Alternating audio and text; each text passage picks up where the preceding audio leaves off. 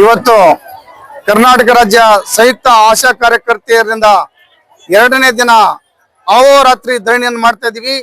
ಈ ಹೋರಾಟ ರಾಜ್ಯದ 30 ಜಿಲ್ಲೆಗಳಲ್ಲಿ ಸುಮಾರು 45,000 ಆಶಾ ಕಾರ್ಯಕರ್ತೆಯರು ಬೀದಿಗಿಳಿದು ಹೋರಾಟ ಮಾಡ್ತಾ ಇದ್ದಾರೆ.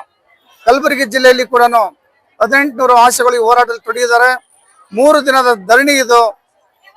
ನಮ್ಮ ಜಿಲ್ಲೆಯಲ್ಲಿ ಎಲ್ಲ ಆಶಾ ಕಾರ್ಯಕರ್ತರು ಇವತ್ತು ಕೆಲಸನ ಬಂದ್ ಮಾಡಿ ಈ ಹೋರಾಟನ ಮಾಡ್ತಾ ಇದ್ದಾರೆ.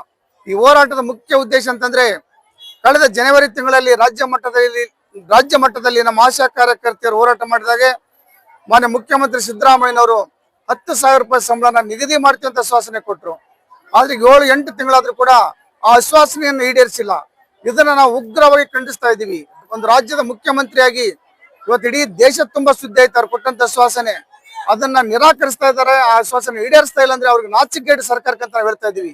ಇದರ ಜೊತೆಗೆ ಆಶಾ ಕಾರ್ಯಕರ್ತೆಯರ ಶಿಕ್ಷಣದ ಆಧಾರ ಮೇಲೆ ತೆಗಿತಕ್ಕಂಥದ್ದಾಗ್ಲಿ, ಜನಸಂಖ್ಯೆ ಆಧಾರ ಮೇಲೆ ಆಶಾಗಳ ಸಂಖ್ಯೆಯನ್ನು ಕಡಿತಗೊಳಿಸ್ತಾ ಇದೀವಿ ಅಂತ ಹೇಳ್ತಾ ಇದಾರ. ಇದನ್ನು ಕೂಡ ನಾವು ವಿರೋಧ ಮಾಡ್ತಾ ಇದೀವಿ.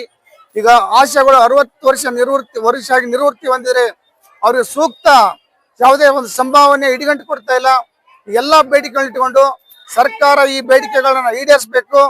ಇಲ್ಲದೆ ಇದ್ರೆ ಮುಂದಿನ ದಿನಗಳಲ್ಲಿ ಮತ್ತೆ ನಾವು ಜೈಲ್ ಬರೋ ಹೋರಾಟ, ರಾಜ್ಯ ಮಟ್ಟದ ಹೋರಾಟನ ಮಾಡ್ತಾ ಇದೀವಿ ಅಂತ ಸರ್ಕಾರಕ್ಕೆ ಎಚ್ಚರಿಕೆ ಕೊಡ್ತಾ ಇದೀವಿ.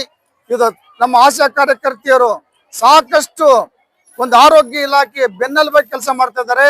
ಅವ್ರಿಗೆ ಕೊಡ್ತಕ್ಕಂಥ ಸಂಬಳ ಅತ್ಯಂತ ಪುಡಿಗಾಸಿನ ಸಂಬಳ ಆಗಿದೆ. ಇವತ್ತು ಸುಪ್ರೀಂ ಕೋರ್ಟಿನ ಒಂದು ಜಜ್ಮೆಂಟ್ ಪ್ರಕಾರ 21,000 ಕನಿಷ್ಠ ವೇತನ ಕೊಡ್ಬೇಕಂತಿದೆ.